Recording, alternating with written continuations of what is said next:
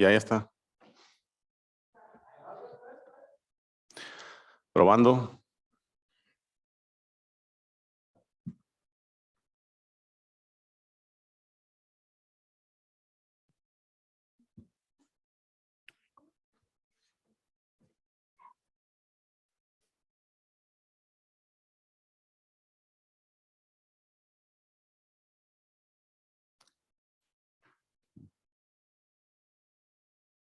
Pablo Moctezuma también ya está queriendo entrar, ¿no?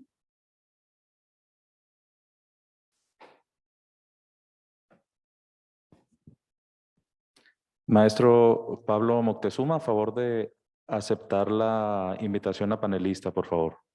Igual, maestro Héctor Torres. Gracias.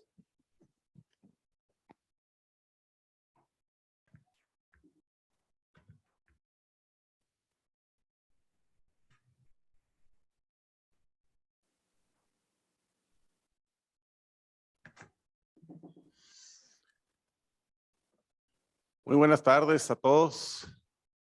Ya estamos por iniciar.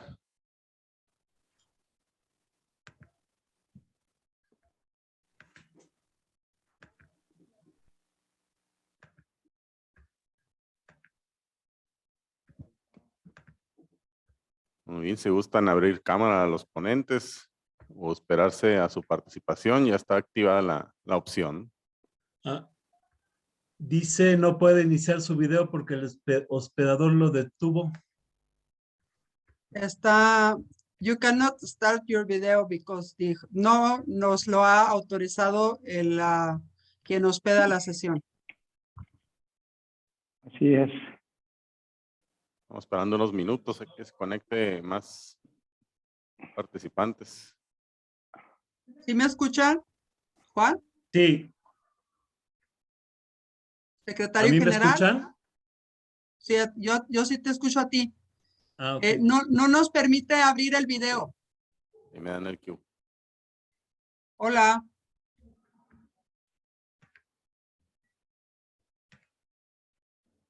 ¿Me escuchan? ¿Me escuchan? A ti sí, yo sí. Juan. Pero no se puede abrir el video. Así no. es. Hasta que nos lo permitan abrir.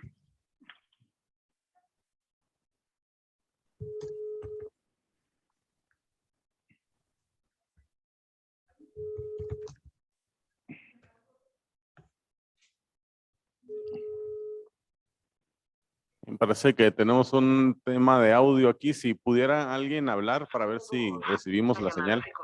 1, 2, 3, 1, 2, 3. ¿Qué? Héctor Torres González reportándose. ¿Me escuchan? Bueno. ¿Sí me escuchan? Sí, yo sí.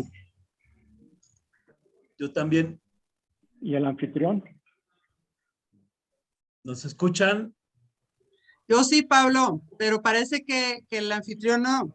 El secretario general se llama Juan Díaz. Juan Díaz.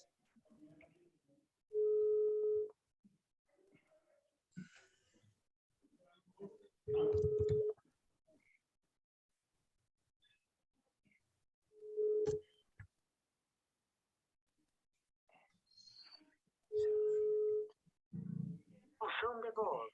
La llamada se cobrará al...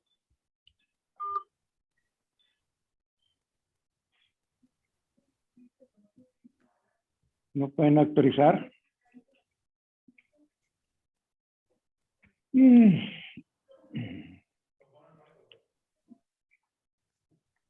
Como que allá no nos oyen, ¿verdad? Así es. ¿Y por qué no le echan una llamada, Mónica? Y le estoy llamando, pero no me contesta. Si no, todavía no podemos escuchar. Estamos arreglando aquí el detalle de audio. Unos minutos, por favor.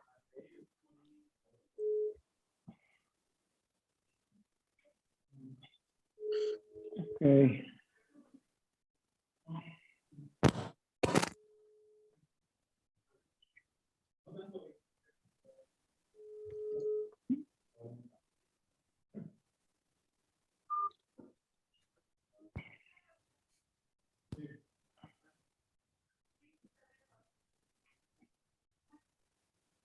El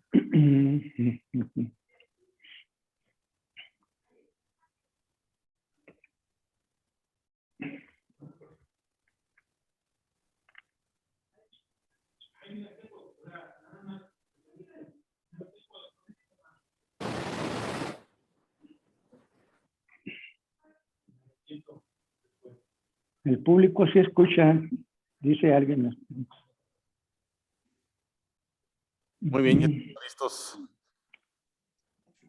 Una disculpa aquí por los detalles técnicos, pero bueno, sin más preámbulo, me permito darles la cordial bienvenida a todos los asistentes a este foro, La Deuda Pública de México, Historia, Situación Actual y Soluciones que presentan los compañeros pues de la agrupación pues de suspensión del pago de la deuda pública, quienes tengo el honor aquí de presentar al al doctor Pablo Moctezuma Barragán y al licenciado Héctor Torres González, mismos que pues en un momento igual me voy a permitir darle lectura a una breve presentación de cada uno de ellos, quien nos estarán exponiendo este tema, un tema de relevancia social, un tema que creo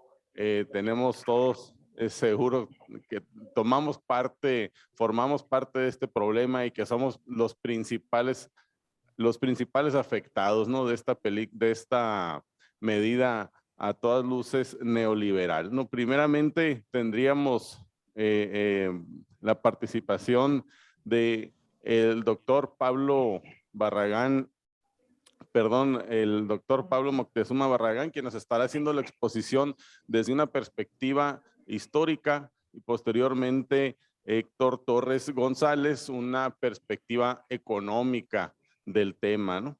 Que aprovecho aquí a la referencia a Héctor Torres González, quien es licenciado en Economía por la Universidad Autónoma de Nuevo León, miembro del Parlamento de las y los Trabajadores, fundador de la promotora por la suspensión del pago de la deuda pública. Igualmente, pues nos acompaña el doctor Pablo Moctezuma Barragán, quien hace sus estudios urbanos por la UAM Azcapotzalco, maestro en Economía e Historia, y tiene licenciatura en Ciencias Políticas y Administración Pública por la Facultad de Ciencias Políticas y Sociales de la UAM. Autor de más de 30 libros, entre los que se cuenta La Historia de la Deuda Externa de México, Moctezuma y Anáhuac Azcapotzalco. Globalización e Identidad, Soberanía, Los Orígenes del PAN, Glifos de la Ciudad de México, entre otros. Ha sido maestro durante más de 30 años en la Facultad de Ciencias Políticas y Sociales de la UNAM, en la Universidad Autónoma Metropolitana y en la Escuela Normal Superior de México. Se desempeñó como delegado de Azcapotzalco en 2 ocasiones, una en de 1997 al 2000 y después jefe de delegación de Azcapotzalco de 2015 a 2018. Ha sido editor y periodista en diversos medios impresos y digitales y también pues es miembro de la promotora para la suspensión de la deuda, vocero del Congreso de la Soberanía y de Mextec. Pues estos son los compañeros participantes en este foro que pues como Staus les damos la más cordial bienvenida y para no extendernos mucho pues en introducciones, presentaciones, creo yo que el tema es bastante interesante y ahí sobre la marcha iremos conociéndonos un poco mejor, ¿no? Igualmente, pues posteriormente a la participación de estos dos distinguidos invitados, estaría abierto un espacio para preguntas y respuestas. Ese tema ya lo estaría moderando con la compañera Mónica Soto. Y pues sin más preámbulo, también solicito el uso de la voz.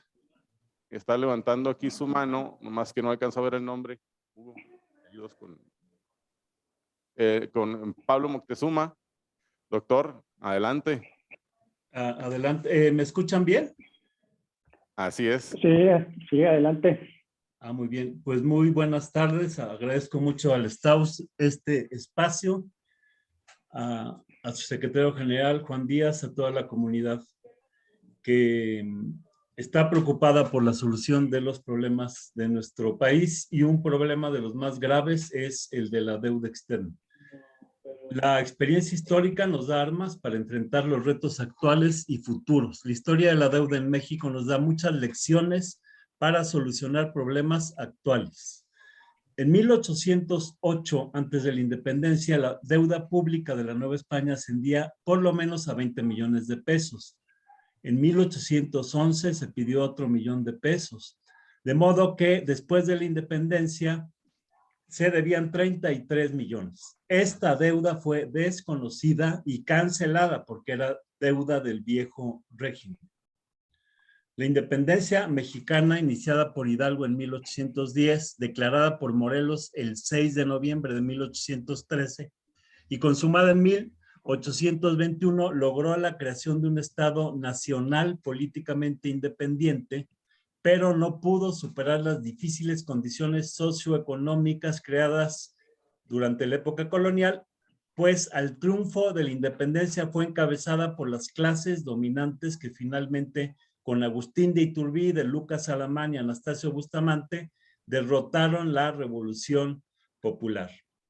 En estas manos, rápidamente el nuevo Estado cayó en la dependencia financiera de los bancos europeos, principalmente de los británicos. Fue Iturbide quien comenzó gestiones para obtener empréstitos del exterior. Fue derrocado, pero sus gestiones fructificaron 2 meses después de su caída. Lucas Alamán, este gran conservador y reaccionario, tuvo de 1823 a 25 el puesto de ministro del Interior y de Relaciones Exteriores, y de inmediato buscó como única salida empréstitos del exterior. De un préstamo en condiciones muy inequitativas, de un préstamo contratado con la casa Goldsmith de Reino Unido, se recibieron solo 5 millones a cambio de expedir bono por 16 millones de pesos. El otro empréstito de la casa Berkeley dio al país 8 millones, pero solo recibimos 6 millones y con intereses altísimos. O sea que la deuda desde el principio fue odiosa. A pesar de que Morelos ya desde noviembre de 1814, en medio del fragor de la lucha libertaria, había decretado que todo americano que deba cualquier cantidad a los europeos no está obligado a pagar. Pero sus palabras fueron olvidadas y a los nuevos préstamos se sumó además el reconocimiento de la deuda vieja, la del viejo régimen. En junio de 1824, el soberano Congreso General Constituyente reconocía las deudas contraídas por el gobierno virreinal hasta 1810 para así echar sobre las espaldas de la nueva nación independiente una carga muy pesada que no le correspondía y de la cual no era responsable de ningún modo. Pero muy pronto Guadalupe Victoria, el primer presidente, suspendió el pago de la deuda en 1826 y posteriormente Vicente Guerrero también se negó a pagar intereses y amortizaciones de la deuda. Después del artero asesinato de Vicente Guerrero, urdido por Anastasio Bustamante y Lucas Alamán, al asumir el poder una dictadura militar encabezada por Bustamante, y su ministro de Relaciones Exteriores, Alamán, negociaron la capitalización de los intereses vencidos y reconocieron una deuda de 34 millones de pesos, reemprendiendo pagos en 1831 hasta 32. Ese año hubo una revuelta y el descontento general contra la administración de Bustamante provocó su caída con un movimiento popular de principios de 1833. Se hizo cargo del Poder Ejecutivo Valentín Gómez Farías, el padre de la deuda, quien de inmediato suspendió el pago de la deuda durante un lapso, pero posteriormente llegó otra vez a la presidencia Anastasio Bustamante y reconoció 50 millones de pesos. Este periodo, todos sabemos, fue muy inestable, llegaban liberales, luego los conservadores y así hasta la época de Juárez. También Santana, para congraciarse con los gobiernos extranjeros, reanudó el pago de la deuda durante 3 años, hasta que la Revolución de Ayutla lo derrocó y abrió paso a la reforma. Al triunfo de Juárez y de los liberales, el erario estaba en bancarrota. Parte de la deuda que se querían cobrar los extranjeros a nuestro país era la contratada por el gobierno usurpador de Miramón y Zuluaga en términos ruinosos. Basta un ejemplo: el conservador Miramón obtuvo del banquero suizo Jaeger un empréstito en condiciones tan leoninas que por $1,5 millones de pesos que recibió, comprometió al país a pagar 17 millones. Al triunfo del movimiento de reforma en julio de 61, durante la presidencia de Benito Juárez, el Congreso suspendió por 2 años los pagos de la deuda, pues consideró prioritario atender las necesidades de la nación. En 1967, después del triunfo de la lucha del pueblo de México contra los invasores extranjeros, Juárez se negó a reconocer las enormes deudas contraídas por Maximiliano y los conservadores. Se opuso al pago de un adeudo de 450 millones de pesos que le exigían. Él y su ministro de Hacienda, José María Iglesias, consiguieron hacer ajustes y bajó el adeudo a 84 millones de pesos. Por su parte, el dictador Porfirio Díaz negoció, después de haber asaltado el poder, en términos muy desfavorables la deuda exterior y reconoció de entrada 191 millones de pesos y la deuda siguió creciendo hasta alcanzar los 441 millones de pesos en 1910. Estalla la revolución y en 1914 se suspende el pago de la deuda de nuevo. Al triunfo de la revolución tomó el poder otra vez un grupo de la clase dominante encabezado por Álvaro Obregón, quien quería congraciarse con los Estados Unidos para restablecer las relaciones diplomáticas. De forma traidora firmó en 1922 el Tratado de Bucareli, aceptando las deudas de las dictaduras de Porfirio Díaz y Victoriano Huerta y avalando una enorme deuda externa de 1,450 millones de pesos. Muy diferente había sido la posición de Zapata, quien en su exposición al pueblo mexicano y al cuerpo diplomático manifestó que la revolución no reconocería los préstamos pedidos por el carrancismo. Y también Villa, el 5 de noviembre de 1915, publicó desde NACO un manifiesto a la nación en el que propone la abolición de la deuda pública.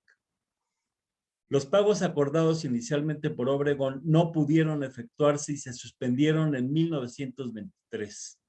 En 25, el presidente Elías Calles, Plutarco Elías Calles, volvió a negociar las obligaciones y se dispuso a pagar 890 millones de pesos, pero ante una crisis que estallaba en 1927, México volvió a suspender pagos. Calles había reconocido en 1930 una deuda todavía más inflada de 2,267 millones de dólares, pero por la crisis mundial se suspendieron pagos, dado que a México esta crisis mundial le provocó grandes consecuencias. En todo este periodo, y sobre todo desde luego en la época de Lázaro Cárdenas, continuaron suspendidos los pagos de la deuda. Fue después del cardenismo cuando Manuel Ávila Camacho inauguró una etapa de apertura a los capitales extranjeros. La deuda no pagada más los intereses sumaban alrededor de 400 millones de dólares.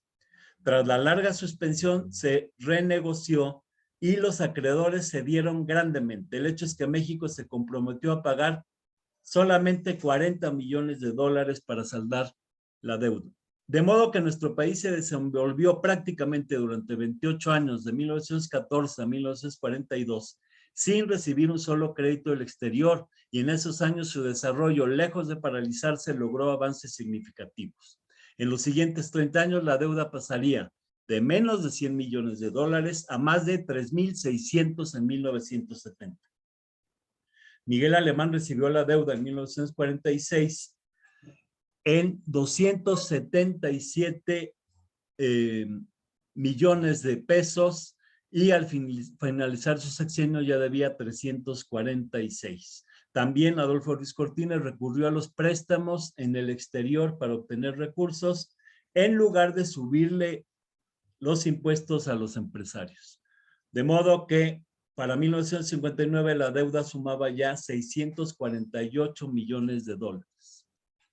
Al finalizar el sexenio de López Mateos, la deuda ya alcanzaba los 1,725 y al finalizar el gobierno de Gustavo Díaz Ordaz, llegó a 3,600 millones de dólares. Ante esta situación, Díaz Ordaz declaraba en su quinto informe de gobierno: la deuda externa es un factor positivo. Sería negligente no utilizar los recursos externos que son asequibles para acelerar el desarrollo económico del país, pues ello nos conduciría a un ritmo de progreso más lento, injusto para la mayoría de nuestra población. De modo que nuestra historia habla claro. Los gobiernos y dirigentes democráticos y progresistas de México han optado siempre por defender nuestros recursos y dar prioridad a los problemas nacionales que al pago de la deuda. Por el contrario, los gobiernos antinacionales se ponen al servicio de los extranjeros y reconocen cualquier deuda que les ponen enfrente. Fue en la época de Echeverría cuando la deuda se cuadruplicó y llegó a 19,000 millones. Una vez endeudados, en octubre de 1976, Luis Echeverría nos ató al Fondo Monetario Internacional, que exigió petrolizar nuestra economía, introducir el IVA, congelar salarios, disminuir el gasto en salud y educación, eliminar los subsidios de beneficio social, la apertura comercial, devaluar la moneda, que por entonces estaba a 12.50 pesos por dólar. Hasta ese año de 76 y desde hacía 40 años, México crecía al 6% anual. Era autosuficiente en alimentos y gasolina. No exportaba petróleo. Tenía una inflación del 2% al 5% anual. Con López Portillo, ya bien metido el Fondo Monetario Internacional y el Banco Mundial a establecer nuestra política, el endeudamiento se volvió a cuadruplicar y llegó a los 85,000 millones. Como garantía del pago de la deuda, quedaban las riquezas naturales del país, en primer lugar del petróleo.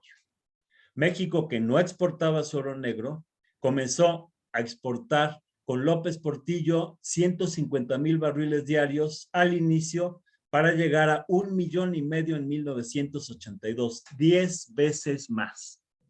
Los ingresos petroleros durante el gobierno de López Portillo fueron de 300,000 millones de dólares. ¿Para qué endeudarse más?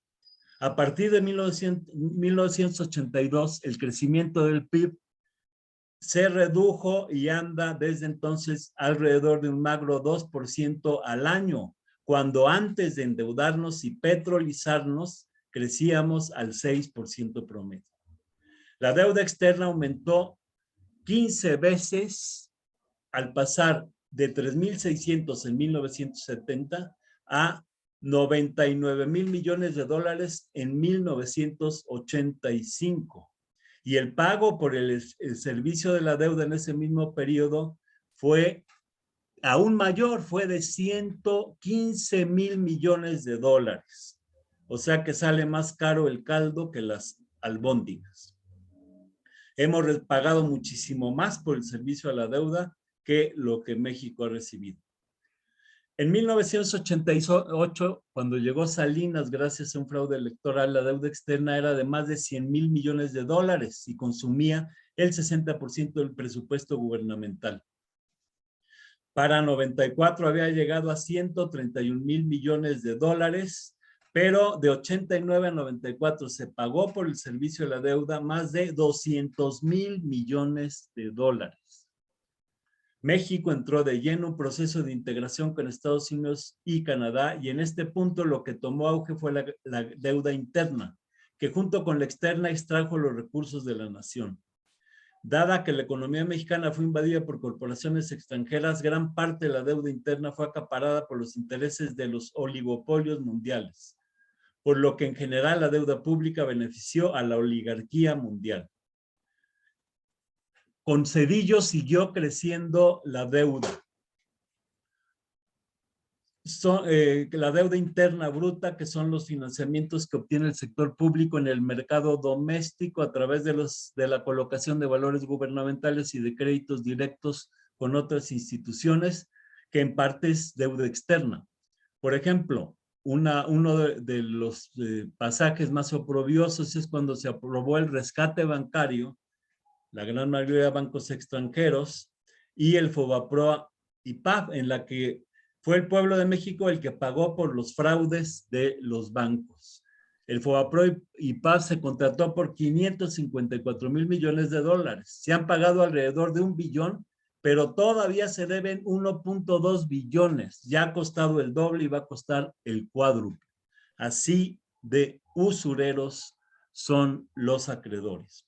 A raíz del endeudamiento acelerado del país, la liberación comercial y el aumento de la inversión extranjera, se han expulsado más de 10 millones de mexicanos obligados a migrar. Se desató la guerra interna y la delincuencia. Se excluyó a los jóvenes del estudio y del trabajo. Se abandonó el campo. Se privatizó el sector estatal. Se destruyó la planta productiva nacional. Vicente Fox dejó una deuda pública de 1.7 billones de pesos, cuando por el petróleo recibió 347 mil millones de dólares, pero aún así nos siguió endeudando. Calderón dejó su gestión con una deuda del sector público de 5.2 billones y en su sexenio recibió por ingresos petroleros 400 mil millones de dólares. Sin embargo, el gobierno siguió endeudando al país. Con Peña Nieto la deuda pública subió a casi 5 billones. Y hay que tomar en cuenta que los contribuyentes en los últimos años ya habían erogado 5.9 billones en pago de intereses, comisiones y otros gastos de la deuda pública. También con Peña Nieto se recibieron 332 mil millones de dólares por la exportación del petróleo, pero nos siguieron endeudando y al final del sexenio debíamos 10.5 billones. Con respecto al Producto Interno Bruto, la deuda cerró en 2006 con Fox al 29.5%, con Calderón en 2012 al 37.2%, con Enrique Peña Nieto 44.9% en 2018. Hoy llega al 55.4% y tendremos que pagar 792 mil millones de pesos este año. No es conveniente ni justo que carguemos con las deudas del viejo régimen del PRIAN. Sigamos la tradición de todos los gobiernos patrióticos de México y suspendamos la deuda, porque sin pedir nuevos créditos, la deuda ha aumentado de 10.5 billones en diciembre de 18 a 12.6 billones en diciembre de 2021. Lo cual equivale a un incremento del 20%. Si agregamos el endeudamiento que se propone como límite en el presupuesto para 2022, la deuda pública rebasará los 13 billones de pesos. Por la soberanía es necesario revisar esa deuda con tantas trampas y pagos injustos, suspender su pago y renegociar para beneficio de nuestro pueblo. No hay que pagar a ciegas. Esta deuda enorme sale muy cara. Este año se pagarán alrededor de 792 mil millones de pesos por la deuda interna y externa, más 35 mil millones de dólares, de los cuales el servicio de la deuda pública externa es de alrededor de 12 mil millones de dólares. Pese a que en las finanzas públicas se destinan cada año cifras ascendentes para el pago del servicio de la deuda total, lejos de disminuir estos pasivos, casi se han triplicado de 2006 a 2022. No aceptamos la herencia del PRIAN que obliga a pagar este año 792 mil millones de pesos. Por soberanía hay que suspender pagos. Toda la tradición histórica de México ha mostrado que los gobiernos progresistas responsables y que velan por los intereses de México suspenden pagos de la deuda, renegocian y no pagan a ciegas. Suspendiendo el pago de la deuda por un par de años, el gobierno federal podrá contar con 1.5 billones de pesos adicionales mientras se audita y se renegocia la deuda, y con las importantes quitas que según la experiencia histórica se logran cuando los gobiernos actúan con firmeza, le quitará un peso enorme a las futuras generaciones que no tienen que cargar sobre sus espaldas con la herencia del viejo régimen, cargadas de corrupción y de lazos de dependencia hacia potencias y corporaciones extranjeras. La soberanía financiera es vital para la soberanía económica y esta es imprescindible para la soberanía política. Hoy como ayer, luego de una suspensión obligada por la crítica situación actual, se lograrían importantes quitas. Hay que, aparte del pago del servicio de la deuda, es necesario también aumentar los impuestos, hacer una reforma fiscal progresiva y cobrar un impuesto a los más ricos.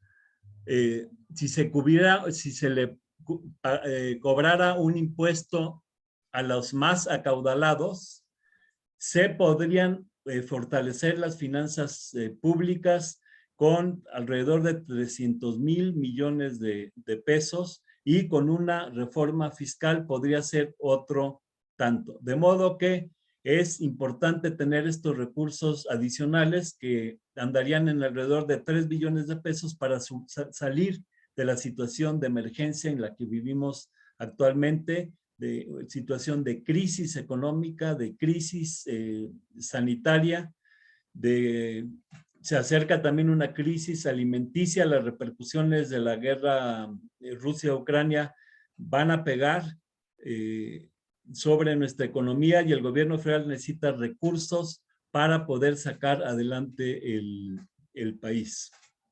Y esto se está planteando ya en todo el mundo. De hecho, la OCDE se sumó en mayo del año pasado a favor de los que argumentan el incremento de los impuestos de la riqueza. Vemos cómo el mismo Biden hace unos días ya propone un aumento un impuesto del 20% a los más ricos y del 28% a las corporaciones. De modo que esta es una situación que se va a dar a nivel mundial.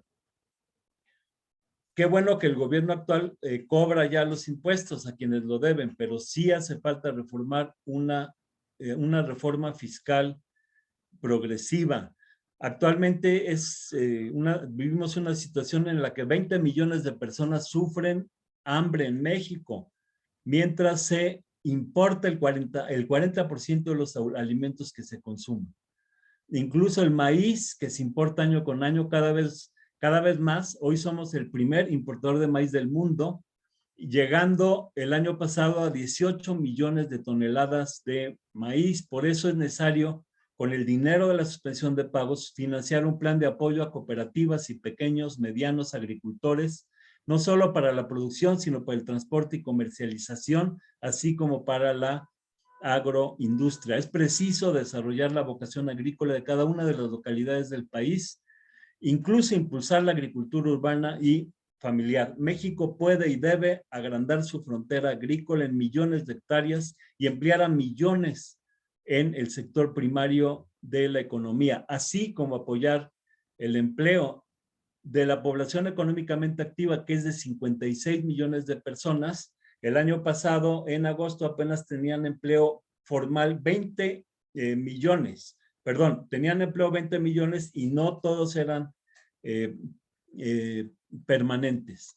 De modo que hace falta una inversión y un plan nacional de empleo a nivel local, regional y nacional para garantizar este derecho a los trabajadores.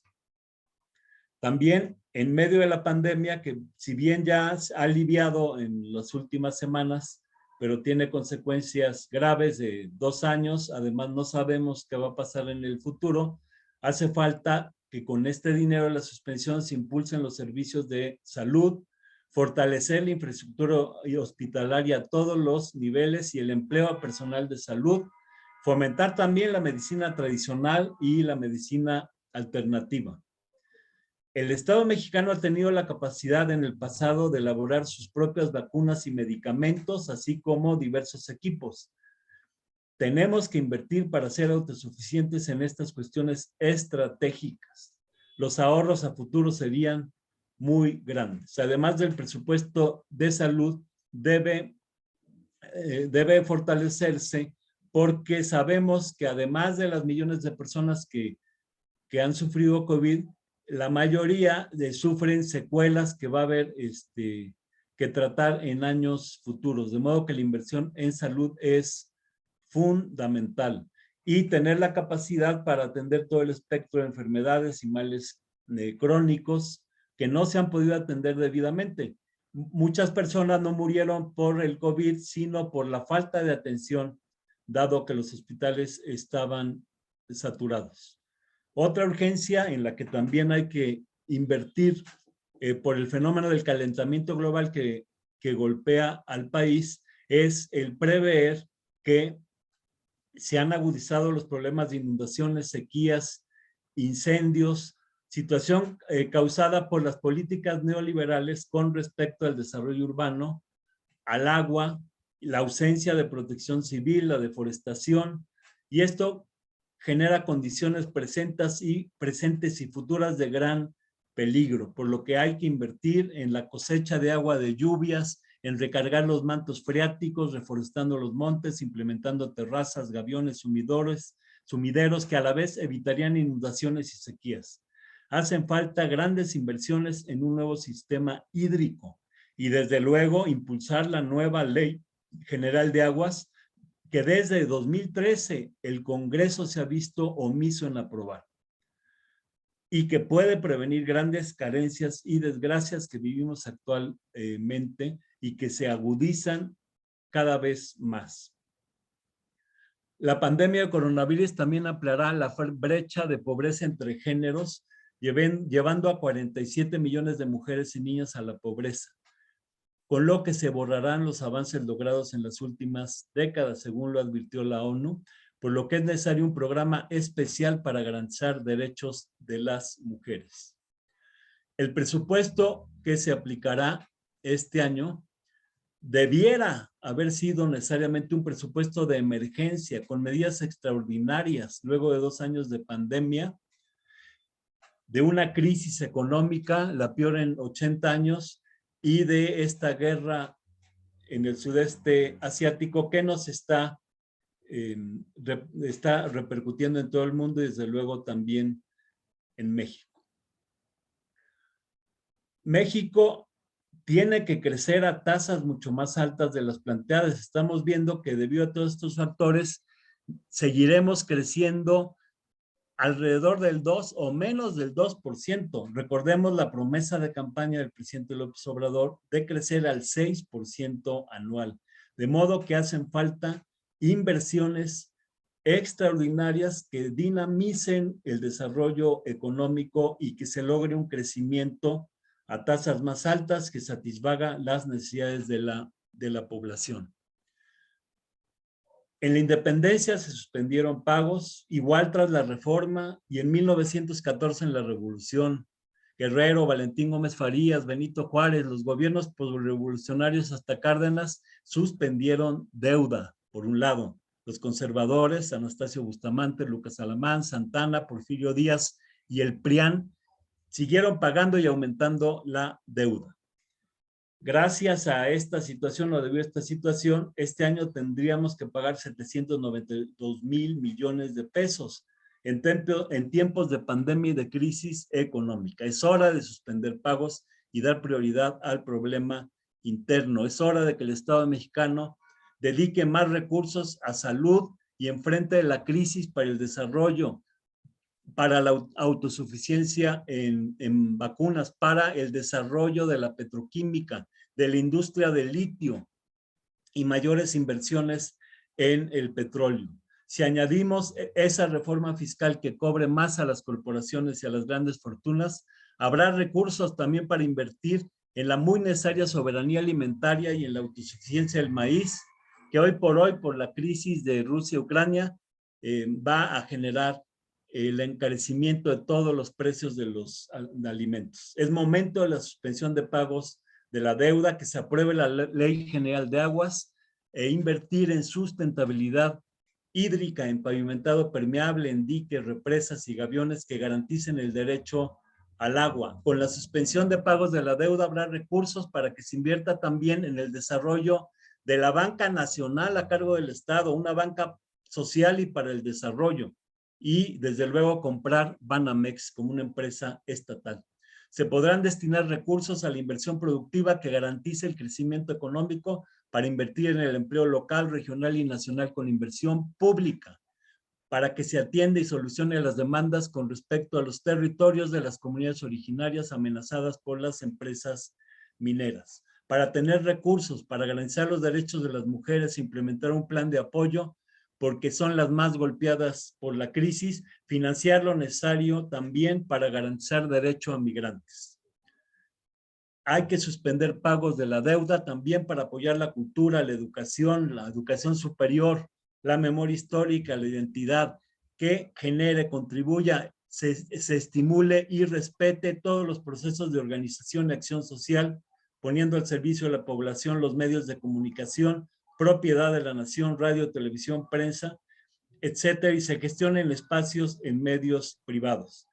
Para una profunda transformación de nuestro país hacen falta medidas adecuadas a la emergencia actual de cara al pueblo, dándole prioridad a los intereses del desarrollo nacional y social antes que a la usura de la banca privada nacional e internacional. Muchas gracias por darme esta oportunidad de exponer estos puntos de vista. Bueno, muchas gracias al Staus, muchas gracias a Pablo Moctezuma Barragán por su exposición. Él ha iniciado esta exposición diciendo la historia nos da lecciones para solucionar los grandes problemas. Y sin duda, la deuda pública de México es un grave problema estructural. Además, nos ha comentado todo aquello para lo cual podría dedicarse recursos y se requiere que se dediquen recursos. Ahora vamos a escuchar un punto de vista aún más económico de parte de Héctor Torres González, también fundador, junto con Pablo y su servidora, de la fundador de la promotora por la suspensión del pago de la deuda pública. Héctor Torres González es licenciado en Economía por la Universidad Autónoma de Nuevo León y también es integrante del Parlamento de las y los Trabajadores, un militante de izquierda de toda la vida. Héctor, por favor, hasta por 30 minutos. Gracias. ¿Vas a exponer o tienes presentación? Gracias, buenas tardes. ¿Puedo compartir pantalla? ¿Sí? Inténtalo a ver si nos dejaron la posibilidad de compartir pantalla. Así es, está activada. Perfecto, gracias. Muy bien. Bueno, decía que muchas gracias por esta invitación y buenas tardes a todas y todos. El neoliberalismo empobreció a México y lo hizo más injusto y además lo endeudó. El neoliberalismo no solo significa privatizaciones, significa también endeudamiento. Las privatizaciones y el endeudamiento saquearon a la nación. Con las privatizaciones, el pueblo mexicano fue despojado de bienes públicos, los cuales se convirtieron en bienes privados y en poder de grandes grupos de capitalistas, monopolistas nacionales e incluso extranjeros. Pero también con la deuda pública, el pueblo mexicano ha sido saqueado de cuantiosos recursos públicos financieros que se destinan a pagar los intereses, en vez de utilizarse para el progreso social, económico, político y cultural de México. El gobierno mexicano, en el 2018, heredó una gran deuda que ascendía a $10.5 billones de pesos. 10.5 millones de pesos de deuda pública total. Pero en estos últimos 3 años de este gobierno, la deuda pública, a pesar de que se nos dice que no, de que México no se iba a endeudar, lo cierto es de que México se ha endeudado y aumentó de 10.5 millones de pesos a 13.2 millones de pesos en enero de este año. Es decir, un aumento de casi el 25%. Aumentó principalmente la deuda interna, pero también aumentó la deuda externa.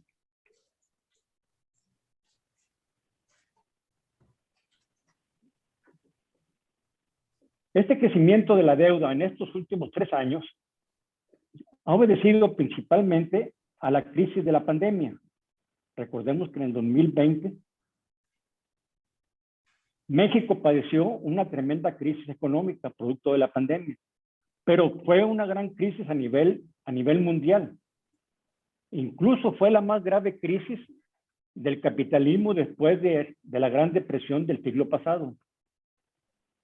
Esta gran crisis golpeó a todos los países, golpeó principalmente a los países más endeudados de América Latina y obviamente golpeó a México. ¿Por qué se endeuda México? México se endeuda principalmente porque los ingresos públicos son insuficientes para financiar el gasto público. En los últimos años, principalmente del 2012, todo el sexenio de Peña Nieto y estos 3 últimos años del gobierno de López Obrador, existen finanzas públicas deficitarias.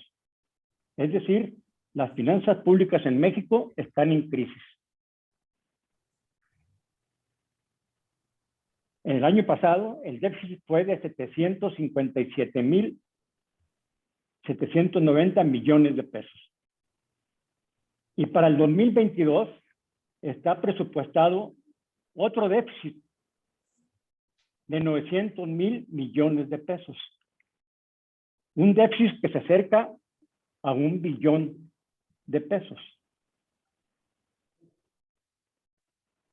Para financiar el déficit, el gobierno tiene que endeudarse, tiene que pedir prestado, ya sea préstamos al extranjero o préstamos internos, endeudarse externamente o endeudarse con deuda interna.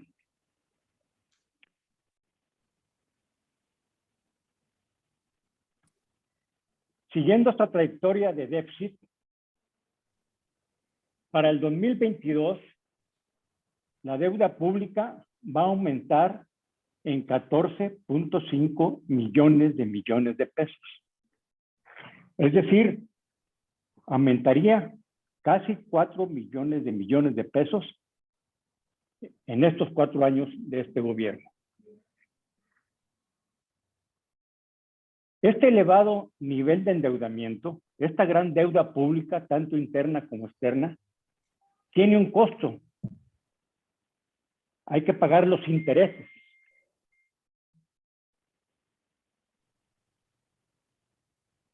El costo financiero de la deuda pública ha venido aumentando a lo largo del tiempo. Mientras más grande es la deuda, más grande es el costo financiero. El año pasado se pagaron 687,000 millones de pesos. 460,000 fue de costo financiero de deuda interna. Y el costo financiero de la deuda externa fueron 225,000 millones de pesos. Traducidos en dólares, el pago de intereses de la deuda externa ascendieron a 11,000 millones de dólares. 11,000 millones de dólares es un récord histórico en nuestro país. Nunca se había pagado tal cantidad de dólares por intereses de la deuda externa como el año pasado. Para el próximo año, como apuntaba el compañero Pablo Moctezuma, para este año, para el 2022, están presupuestados 792,000 millones de pesos. ¿A qué equivalen estos 792,000 millones de pesos? Equivalen al 2.8% del Producto Interno Bruto.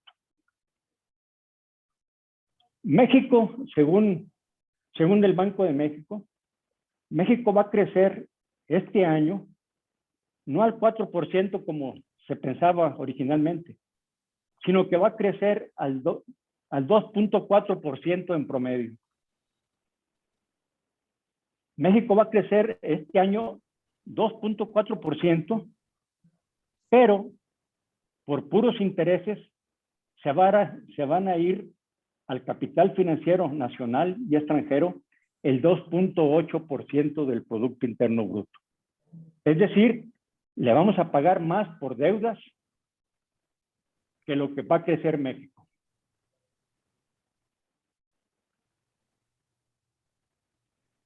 ¿Qué significa el costo financiero de la deuda pública en México? Analizando el presupuesto para este año de todos los programas sociales prioritarios y de todos los proyectos prioritarios que tiene el gobierno, resulta que los programas prioritarios van a ser 447,000 millones de pesos y los proyectos prioritarios van a ser 128. De manera que se va a pagar más por intereses de la deuda que la suma de los programas sociales y proyectos de inversión prioritarios del gobierno. ¿Cuáles son los programas sociales prioritarios?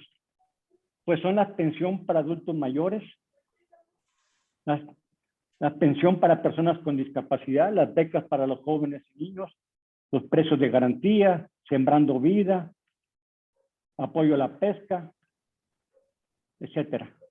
Todo eso suman 447,000 millones de pesos. Y los programas prioritarios, como el Tren Maya, el proyecto del Istmo, mantenimiento de carreteras, el tren suburbano de México-Toluca, el Parque Ecológico Texcoco, el Parque Cultural en Chapultepec, van a sumar 127,000 millones de pesos. Pues se le destina más a pagar la deuda que a los programas de beneficio social y de beneficio productivo para México. Analizando más detenidamente lo que significa este gran pago de deuda pública, en esta gráfica se puede ver cómo el costo financiero del año pasado y de este año superan a todos los presupuestos de la Secretaría de Agricultura, de Educación Pública, de Salud, de Trabajo y Previsión Social, de Medio Ambiente y Ecología, la Secretaría de Bienestar, de Turismo y de Ciencia y Tecnología. Se paga más por deuda que para financiar la educación, la salud, los programas de bienestar o los apoyos al campo o a la cultura y ciencia y tecnología. De esa magnitud es lo que se va por costo financiero, por puros intereses de la deuda. Analizando más detenidamente el presupuesto para este año y lo que se va a pagar en costo financiero de deuda, tenemos que el llamado Programa Especial Concurrente para el Desarrollo Rural, que involucra todos los apoyos al sector rural, suman 362,000 millones de pesos. Más todo el gasto para todos los llamados para el desarrollo integral de pueblos y comunidades indígenas, suman 125,000 millones. Y el programa de erogaciones de igualdad para hombres y mujeres suman 232,000. Pues la suma de estos tres grandes programas fundamentales para el campo, comunidades indígenas y para la igualdad de hombres y mujeres no superan al costo financiero de la deuda. Le pagamos más al capital financiero nacional y extranjero que a nuestros indígenas, al campo. Incluso la magnitud del costo financiero de la deuda nos dice que si comparamos las fortunas de las 11 personas más ricas de México, resulta que el costo financiero traducido en dólares, el costo financiero, el pago de intereses, supera a la fortuna de Germán Larrea, de Salinas Pliego, de Aballeres, de Beckham Vidal y de otros grandes multimillonarios. Solamente el Slim supera el pago de la deuda. Pero en 2 años de puros intereses, se superaría a la fortuna de Carlos Slim. Es decir, el costo financiero de la deuda es de tal magnitud que grandes multimillonarios de México quedarían con fortunas que no se comparan a lo que se paga de deuda.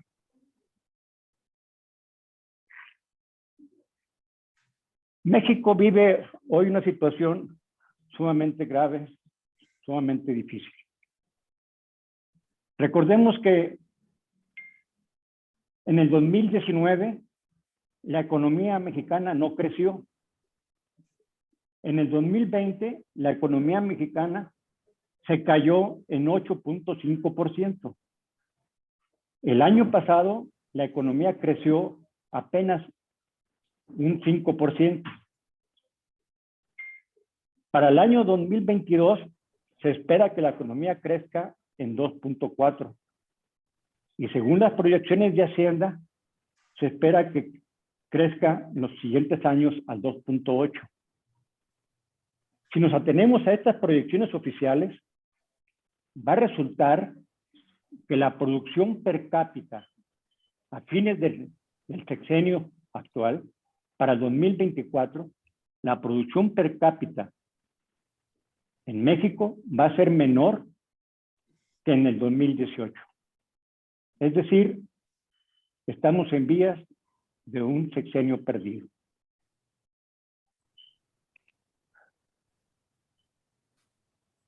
Vivimos por la pandemia, por la crisis económica, de salud, una situación de emergencia. Analizando los datos oficiales, resulta que en estos 3 años de gobierno solamente se han creado 483,000 empleos formales, es decir, trabajadores inscritos en el Seguro Social. Pero en estos 3 años, la fuerza laboral creció en más de 3 millones de jóvenes que ingresaron al mercado laboral. Esto quiere decir que 2.5 millones de personas, de jóvenes, se quedaron sin empleo formal. Se fueron o a la informalidad, se fueron al desempleo o emigraron al país del norte. Ha habido, es cierto, una recuperación del empleo, pero ha sido una recuperación en el empleo manufacturero y sobre todo maquilador y de la industria de exportación, porque el empleo formal en los servicios y en la construcción todavía no se recupera de lo que pasó antes de la pandemia. Es decir, tenemos un grave problema de desempleo en México.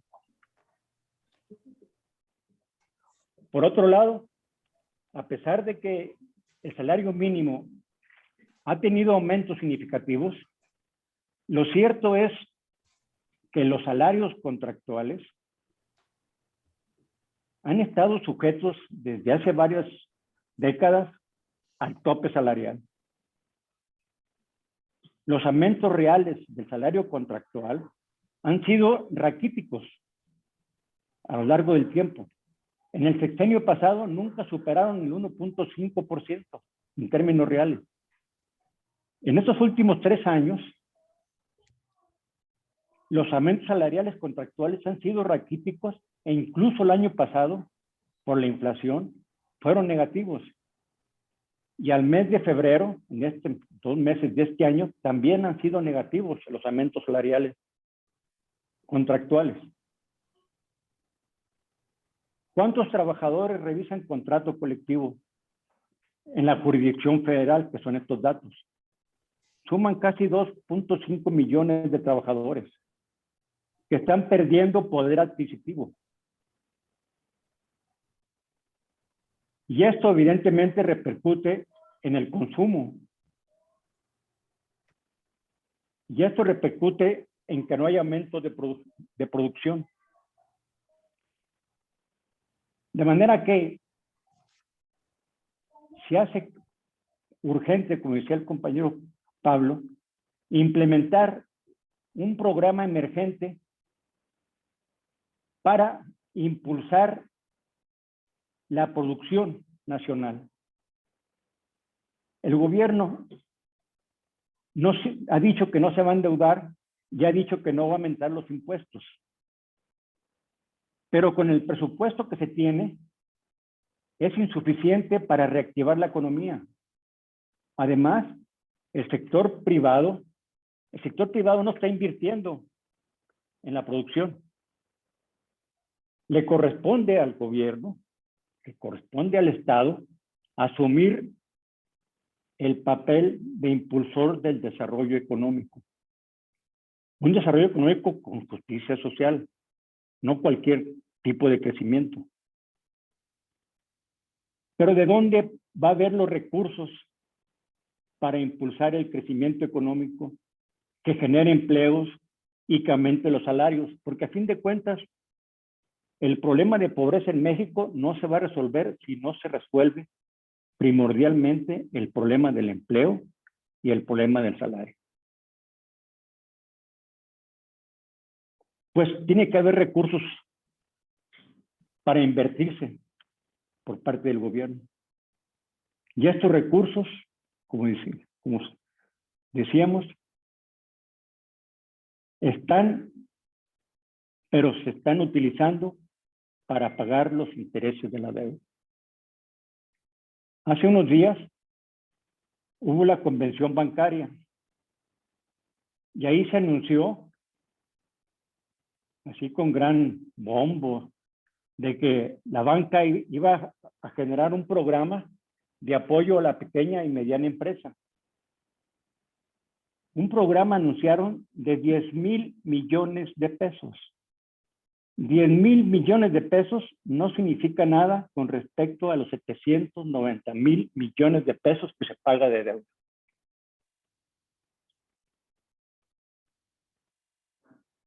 Si realmente se quisiera impulsar a la pequeña y mediana empresa, como anunciaron los banqueros, pues no se requieren 10,000 millones, se requieren más cientos de miles de millones de pesos.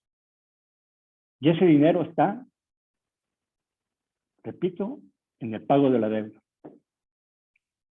La deuda pública en México, decía, se divide en deuda externa y deuda interna. La deuda externa es la que se clasifica como la deuda en dólares o en moneda extranjera. En México esta deuda equivale a casi o poco más de 200,000 millones de dólares, la deuda externa. Esa deuda externa, la gran mayoría de la deuda externa, no es con el Fondo Monetario Internacional ni con el Banco Mundial, que son instituciones, vamos a decir, públicas porque tienen base de gobierno. Ahí están los gobiernos en el Fondo Monetario Internacional, en el Banco Mundial. sino que gran parte de la deuda externa de México está con los organismos financieros internacionales de carácter privado. Es decir, bancos internacionales como el Morgan o como Santander a nivel internacional, o fondos de inversión internacionales como BlackRock u otros más que son los que operan a escala mundial. Esto quiere decir que es la banca privada la principal acreedora de la deuda externa. Son grandes capitalistas financieros internacionales los que están en posesión de nuestra deuda, aparte del Fondo Monetario Internacional. La deuda interna, por otra parte, la deuda interna suma 8 millones de millones de pesos. Es decir, casi 2/3 del total de la deuda. Pero en la deuda interna hay una deuda que es la deuda del FOBAPROA, es la deuda de los rescates bancarios. Y también hay otra deuda que es la deuda del rescate carretero. La suma de la deuda del FOBAPROA, que casi en el año pasado ya suma casi 1 millón de millones de pesos, más la deuda del rescate carretero, suman 1.300.000 millones de pesos. Esa deuda interna de rescates es evidentemente una deuda ilegítima, ilegal, y cabe el calificativo de odiosa. Una deuda que es privada y que el gobierno la hizo pública. Una deuda que deberían de pagar los que se endeudaron, los grandes financieros, y sin embargo el gobierno, con Cedillo, hizo que el pueblo pagara una deuda. Esta deuda, cuando se inició en 1995, equivalía a 500,000 millones de pesos. Hoy vale el doble. Y por puros intereses de esta deuda del FOBAPROA, están presupuestados para este año la suma de 39,000 millones de pesos. 39,000 millones de pesos se va a pagar por puros intereses de la deuda del FOBAPROA.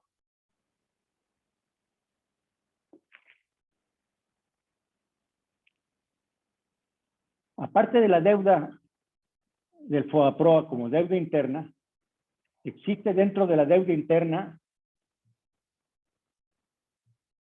los valores del gobierno, es decir, los CETES, los bondes o los bonos de desarrollo, los unibonos, que son instrumentos en que el gobierno emite para conseguir dinero y financiar su gasto. Esta deuda interna pública, una parte la tienen los llamados residentes en el extranjero, es decir, extranjeros compran valores mexicanos, pero como están estos valores en pesos, se le denomina deuda interna. Pero lo cierto es que esta deuda en poder de extranjeros, aunque sean pesos, realmente es una deuda externa, porque los propietarios de esta deuda son extranjeros. En los últimos años, esta deuda se ha caído porque los inversores que compran deuda pública interna se han ido a otros mercados. Pero los que han venido comprando la deuda han sido los grandes capitalistas nacionales, los residentes nacionales, sociedades de inversión y los bancos y aseguradoras. Todos estos suman el 50% de la deuda en valores gubernamentales. Pero hay otra parte de la deuda en valores gubernamentales que está en poder de las sociedades de inversión de las AFORES. Esta deuda es deuda de los trabajadores. Las Afores han invertido en los CETES principalmente, han comprado CETES. Pero esta deuda pertenece a los trabajadores. Esta deuda no se debe de tocar. Lo que sí se debe hacer es desprivatizar las Afores. En vez de ser sociedades privadas que manejan los ahorros de los trabajadores, en todo caso tienen que convertirse en sociedades o en poder de los trabajadores o en una alianza con el sector público y los trabajadores para hacer unas Afores públicas y evitar la privatización de ellos.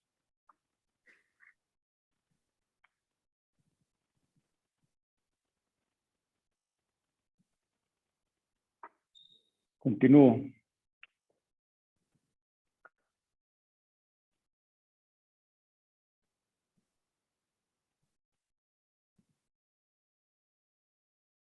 Con motivo de la pandemia y la drástica caída de la producción en el 2020, hubo infinidad de voces que se levantaron para clamar la suspensión del pago de la deuda. En plena pandemia, en el 2020, el Fondo Monetario Internacional resolvió que los países más pobres se acogieran a la suspensión del pago de la deuda. Y hubo más de 40 países de África, de Asia, países pobres,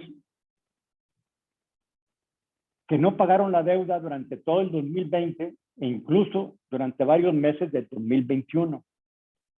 Porque el Fondo Monetario Internacional consideró, cosa rara, que los países pobres no iban a tener dinero para atender los problemas de salud de la pandemia. Entonces hubo esta propuesta del Fondo Monetario Internacional de ayuda a los países pobres.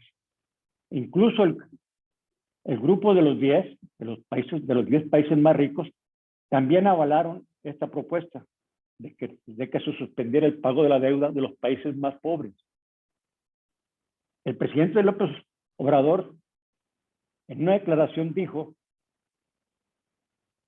que era necesario que los países pobres no pagaran la deuda y que los países como México de desarrollo medio tuvieran acceso a créditos baratos. Pero el problema es, ¿México qué es?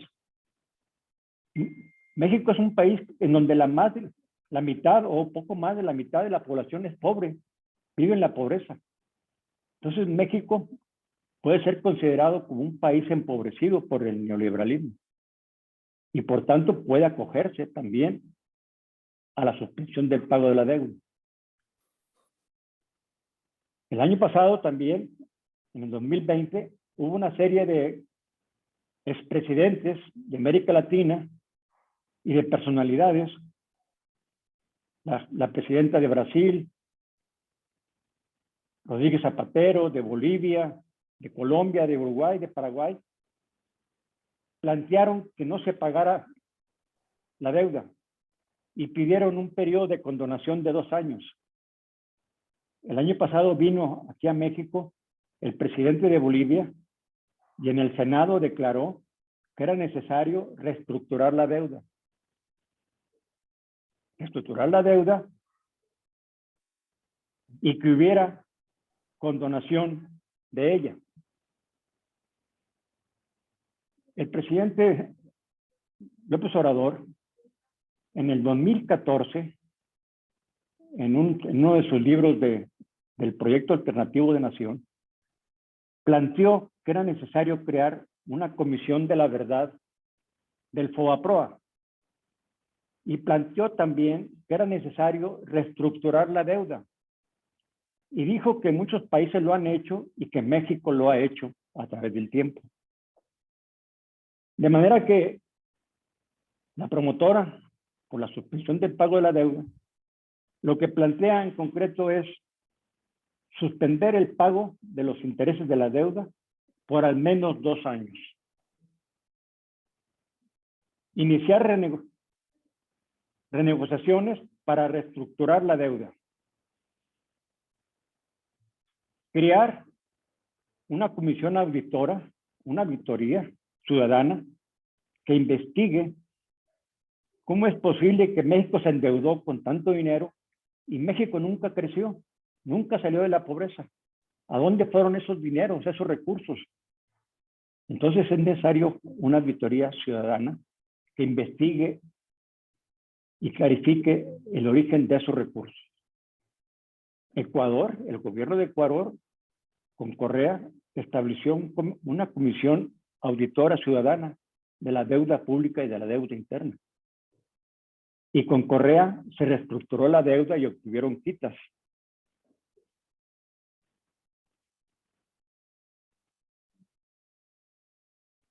Hay una resolución de la ONU que dice que los derechos humanos, bajo cualquier circunstancia, tienen que ser atendidos.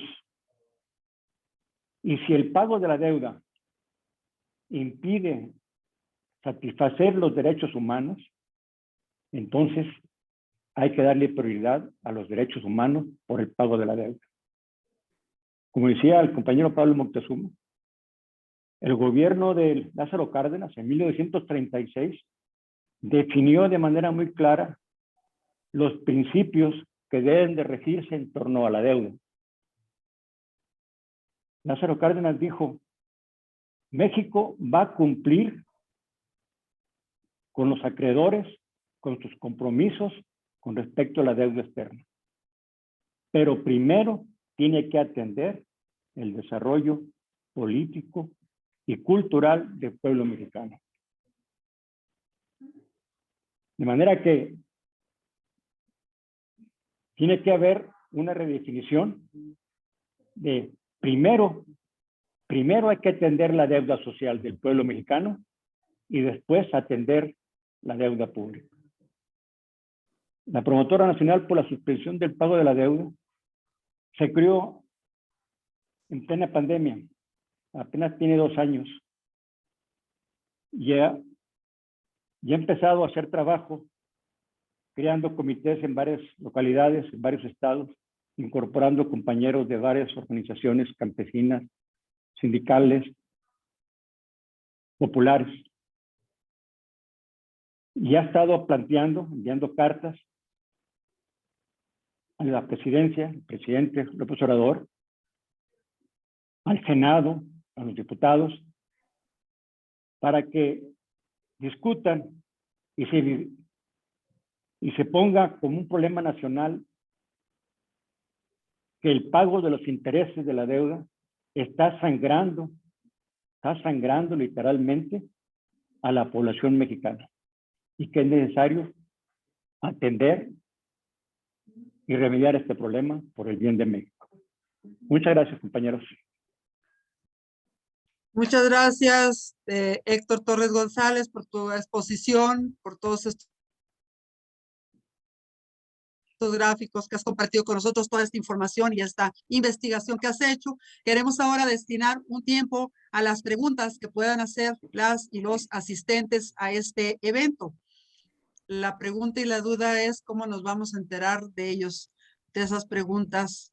Si hay alguien ahí, si las van a poner en el chat. En fin, no queremos que queden dudas, queremos que quede muy claro cuál es la propuesta de la promotora y nos encantaría que pudiéramos aterrizar con el qué hacer, cómo colaborar para que se solucione este problema enorme, esta sangría de recursos que es una hemorragia de recursos, sin la cual con la cual cualquier economía está debilitada. Entonces se abre la posibilidad de preguntas.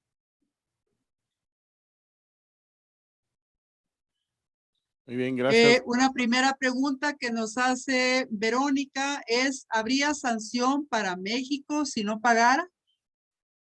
Está acá con nosotros el secretario general del Estado, Juan Díaz Hilton. No sé si está en el espacio y puede precisamente coordinar la parte de las preguntas, comentar. Bien, gracias, Mónica. Efectivamente, ahí está disponible el chat. También pueden levantar su mano para quienes están en Zoom, la famosa mano amarilla. Por lo pronto, pues está esta pregunta a la cual ya le diste lectura en el chat. Yo estoy pendiente también aquí de Facebook, pero no hay dudas ahí en ese espacio. Pero entonces la pregunta de Verónica, lo que pasa es que nosotros solamente nos vemos a nosotros mismos, no vemos si alguien levanta la mano en el Zoom, porque estamos separados ponentes de asistentes. Entonces la primera pregunta es si habría sanciones para México si no pagar. Héctor, ¿Quieren que Pablo, ¿quién de puedo los dos? contestar? Adelante. O Pablo, si quieres. Adelante, Pablo. Complemento. Bueno, efectivamente habría grandes presiones, pero pues hay que apostarle a toda esa inversión en el desarrollo interno que permita que apoyándonos en nosotros mismos podamos salir adelante. Por ejemplo, cuando Lázaro Cárdenas mantenía suspendido el pago de la deuda y expropió el petróleo, hubo un bloqueo contra México, no le compraban una gota de petróleo, no le vendían refacciones, ni un tornillo, se llevaron a todos los técnicos para que quebraran las industrias petroleras y no fuera viable Pemex. Tampoco nos daban la fórmula de cómo producir gasolina, que implicaba una fórmula de tetretilo de plomo, que era muy complicada, en fin. Sí trataron de bloquearnos o nos bloquearon y sin embargo México salió adelante, Pemex salió adelante con el apoyo de los mismos trabajadores, de los técnicos, de los ingenieros. Entonces, desde luego que habría presiones y sanciones, pero pues hay que apostarle al desarrollo interno, a nuestras propias fuerzas y a que todo ese dinero que se invertiría en México, en lugar de pagarlo a la deuda pública, generaría un desarrollo y una mayor fuerza del mercado interno y de la capacidad interna. Sí. ¿Puedo complementar? Bueno, Claro.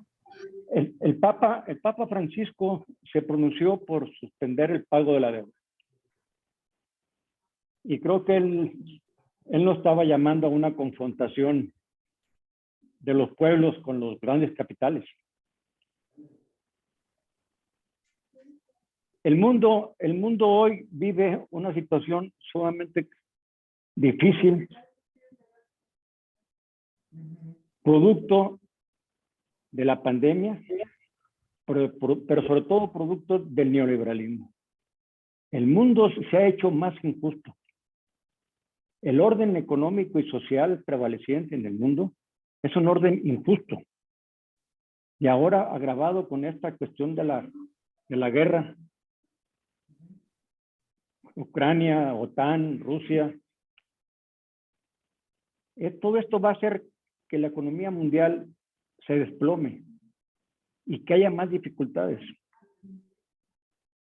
Se habla de guerra fría, de que se atizan los tambores de guerra, etcétera.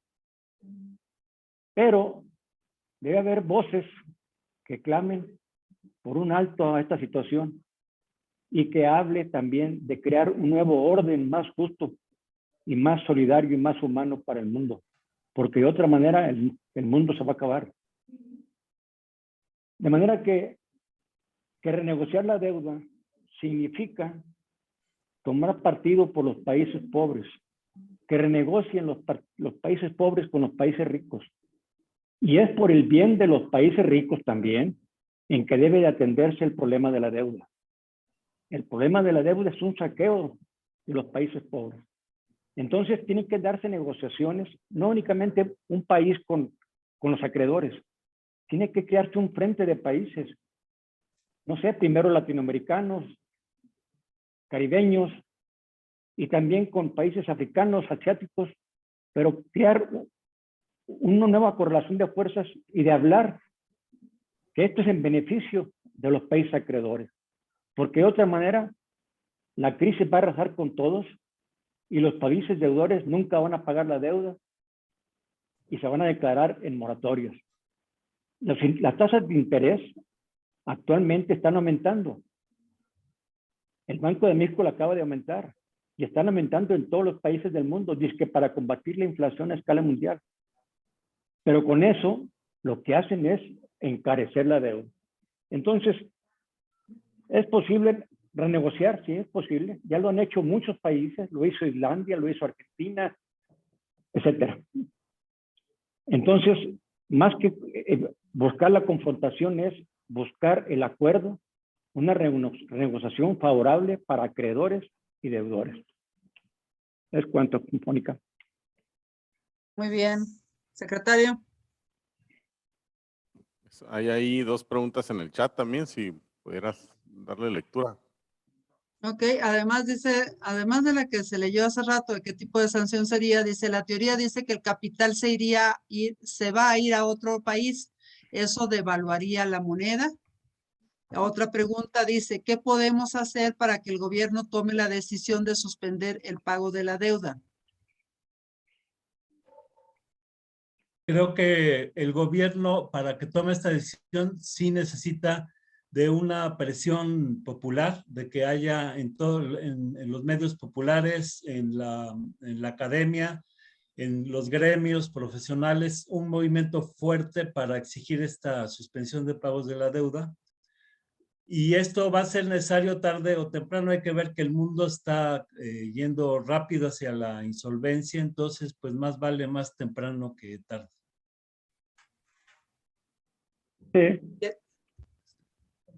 La semana pasada, la promotora tuvo una reunión con una fracción, una parte de senadores de Morena, y se discutió este tema de la deuda. Y ellos plantearon la necesidad de crear una comisión de senadores de Morena para analizar el problema de la deuda y buscar alternativas y hacer visible el problema de la deuda. Evidentemente que un problema de esta magnitud se requiere de un gran consenso social, una decisión del gobierno, obviamente, diputados, senadores, pero también de un gran respaldo popular. Porque significa renegociar, significa llegar a acuerdos con los acreedores, acuerdos que sean benéficos, repito, para todas las partes, y no como está ocurriendo ahora. Sí, Mónica. Sí. Bueno, yo quisiera también, como parte de la promotora, comentar la importancia de esto. Nosotros lo que queremos es sembrar conciencia de la problemática y de la necesidad de solucionarla y cuáles son las vías y cuál es la propuesta que hace la promotora en dos niveles, lo nacional, y ya expuso Héctor Torres González el tema de la solución internacional como frente de países frente a los acreedores.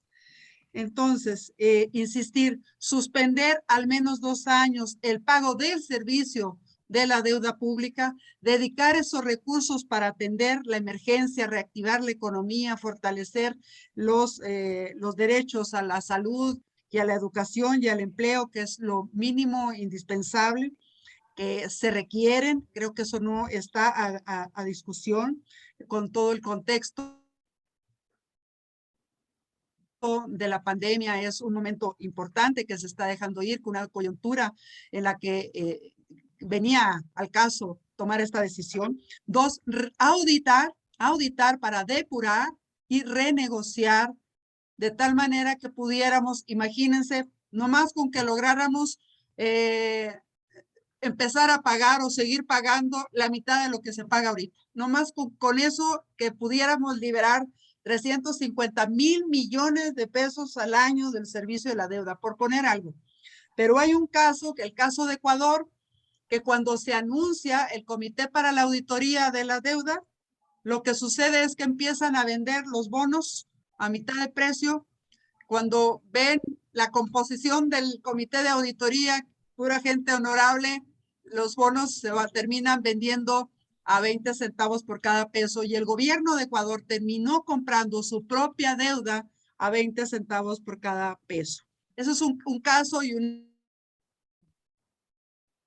ejemplo de los últimos años, de años recientes, de un caso exitoso de búsqueda de solución y de solución para el problema de la deuda de un país latinoamericano.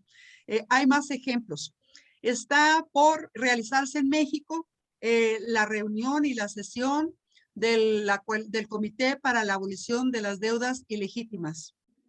A finales de abril estará en la Ciudad de México sesionando y estamos como promotora solicitando el ingreso al Comité para la Abolición de las Deudas y estamos también promoviendo una serie de actividades y una gira de las personas que integran hasta hoy el Comité Internacional para la Abolición de las Deudas Ilegítimas a varios estados. Estarán en Guadalajara, en Morelos, en Puebla y en Oaxaca.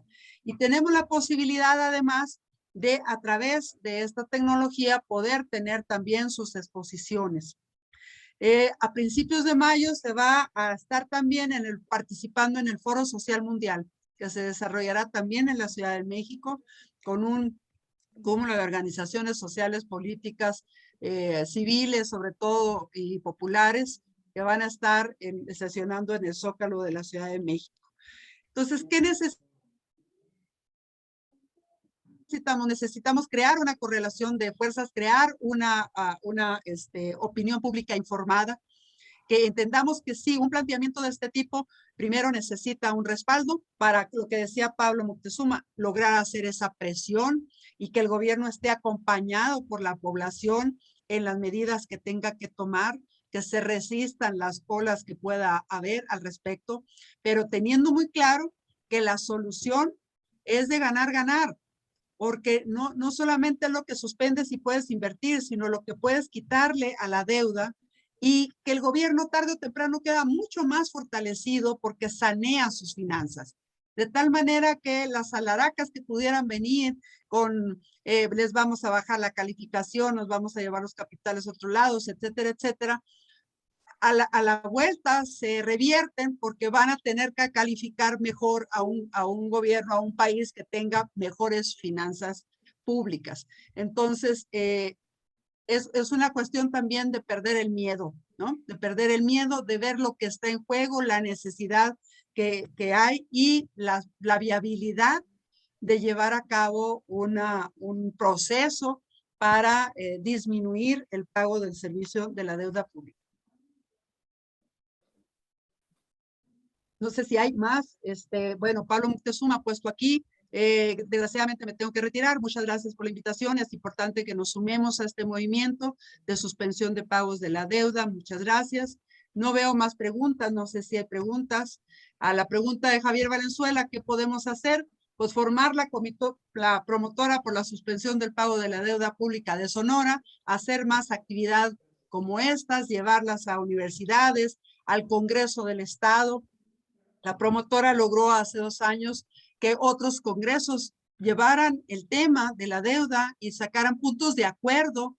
Incluso el Congreso del Estado de México lo logró a propuesta de un diputado de Morena, un punto de acuerdo a donde señalaba el problema al Congreso Federal y solicitaba que se considerara en el presupuesto de egresos la autorización para llevar a cabo negociaciones, etcétera, etcétera. Entonces, llevar esto, por ejemplo, al Congreso de Sonora, a los liderazgos, al Consejo Sindical Permanente, que a las universidades, a las escuelas de economía, a las organizaciones políticas sociales. O sea, sabemos que tienen el problema del ISTESOL como uno de tantos problemas a donde hace falta recursos públicos.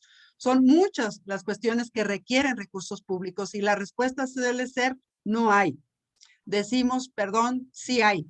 El problema es cuáles son las prioridades para la erogación de los recursos que tenemos. ¿Qué estados no emitan deuda nunca más? Bueno, Salomón propone que los estados no emitan deuda nunca más, que no tengan, supongo que se refiere a las entidades, a los estados del país, a las entidades. ¿Hay alguna otra pregunta, secretario general? Pregunta Tania Casas, perdón, dice, ¿habría riesgo de un conflicto armado ante la situación de guerra que se vive actualmente?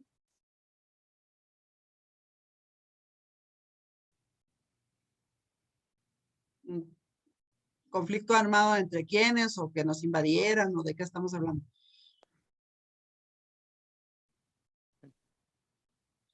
Perdón, si lo vemos como proceso, o sea, México tomando conciencia, acompañando al gobierno, presionando al gobierno, porque también es acompañarlo para que tome la decisión, y México como país encabezando la posibilidad de que haya un frente de países deudores. Entonces, insisto, es una necesidad. Hay diversas voces en ese sentido. Lo que está sucediendo en términos de la falta de crecimiento económico, el aumento de los intereses va a llevar a los países a la insolvencia, va a dificultar las cosas. Está la crisis humanitaria, la crisis de migración, que es una crisis humanitaria inmensa. Si se quiere parar esto, se necesita inversión pública en los países de origen de la migración. Sin eso no se va a parar la migración, y es parte de la injusticia que se tiene. Hay una Otra mano levantada también. comenta Salomón, es posible que por ley no se pueda emitir deuda pública México en los siguientes sexenios. No sé si es pregunta o es una aseveración. Es posible que por ley no pueda emitir deuda pública México en los siguientes sexenios. Hay una mano levantada también. Hay una ley de deuda pública y este es un asunto de ley, ¿sí? Bueno, creo que con esto podríamos terminar, no sé, Juan. Sí. Hay una participación ahí en el Zoom. Si gusta abrir el micrófono. Salomón. Salomón, bien, adelante.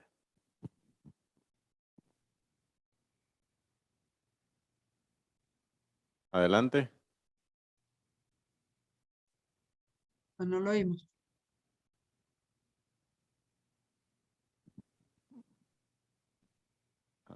Bien, bajó la mano. Bueno. Bien, pues, ¿cuándo sería entonces? Pues de nuestra parte, agradecer al Estado, Sindicato de Trabajadores Académicos de la Universidad de Sonora, al secretario general Juan Díaz Hilton, a la maestra María del Carmen Moreno, por haber tenido interés en organizar este espacio informativo científico sobre el tema de la deuda pública. Y agradecer, por supuesto, a nuestros compañeros también. Le pasamos la voz al compañero secretario general. Bien, pues muchas gracias. Al contrario, el Estado pues agradece a esta promotora suspensión del pago de la deuda pública por habernos compartido esta información, esta perspectiva sobre un problema social, un problema económico que sin duda atenderlo, como bien reza su eslogan, pues por el bien de todas y todos, suspensión de la deuda pública ya no es un tema que creo yo va a estar dando para mucho en estos años, y les deseamos totalmente un éxito en este proceso de diseminación, de implantar la semilla ahí en el momento de la reflexión. Consideren al Staus, pues este es su espacio. Si hay otros foros, otros momentos en este excelente proyecto, pues aquí estamos a la orden, ya sea de manera a distancia o de manera presencial. El Staus, pues somos secundadores en este tipo de proyectos que traen a bien el derecho, la defensa de los derechos y la solución a problemas sociales, ¿no? Pues muchas gracias a Pablo, Héctor, Mónica. Nuevamente les agradecemos aquí el Staus y Consejo Sindical Social Permanente del Estado de Sonora. Esperemos el seguimiento, ¿no?, de esta serie de foros, ¿no? Pues muchas gracias a todos. Gusto saludarles. Muchas gracias. Estamos en comunicación. Hasta luego. Buenas noches. Buenas noches. Bien, pues con esto concluimos el foro. Gracias por su atención a todos. Nos vemos en la próxima. Gracias.